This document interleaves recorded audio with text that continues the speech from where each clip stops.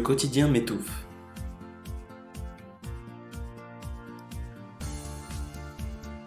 Avoir en permanence la tête dans le guidon est un comportement dangereux avec un réel risque d'essoufflement. Le manager qualité ne peut se contenter de subir le changement, il doit aussi et surtout l'anticiper.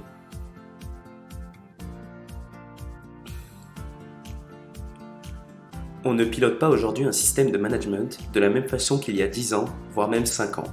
Tout change, tout évolue.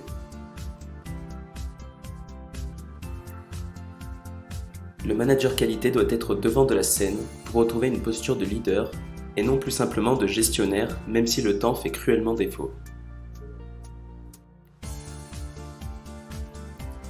Le manager qualité doit toujours avoir cette petite longueur d'avance qui fait la différence. Mais pour atteindre ce résultat, il doit repenser son rôle et sa posture dans l'organisation.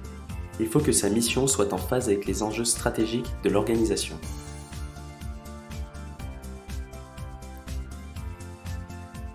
La fonction qualité a été envahie par des activités dites de gestion.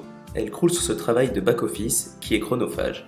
Elle passe beaucoup de temps à rendre compte, à consolider, à traiter de l'information, à préparer, à suivre, à mettre à jour la documentation du système de management. Son PDCA est atrophié avec une forte mobilisation des ressources sur le do et le check.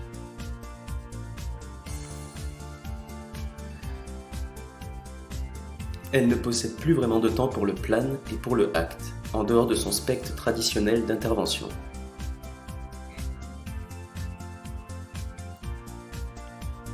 Le manager qualité est certes un gestionnaire qui doit réaliser des activités opérationnelles, mais il doit aussi conserver du temps pour développer un véritable leadership dans l'organisation. Cette double composante doit ainsi être adaptée en fonction des périodes et du contexte de chacun.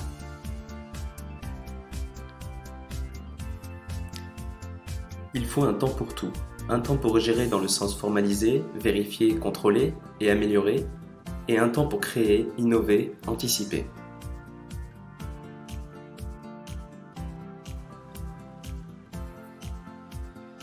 Il sera certainement difficile d'avoir un juste équilibre entre ces deux composantes, mais il faut au moins préserver 20% de son temps pour conduire des activités de leadership, et ceci quel que soit le contexte.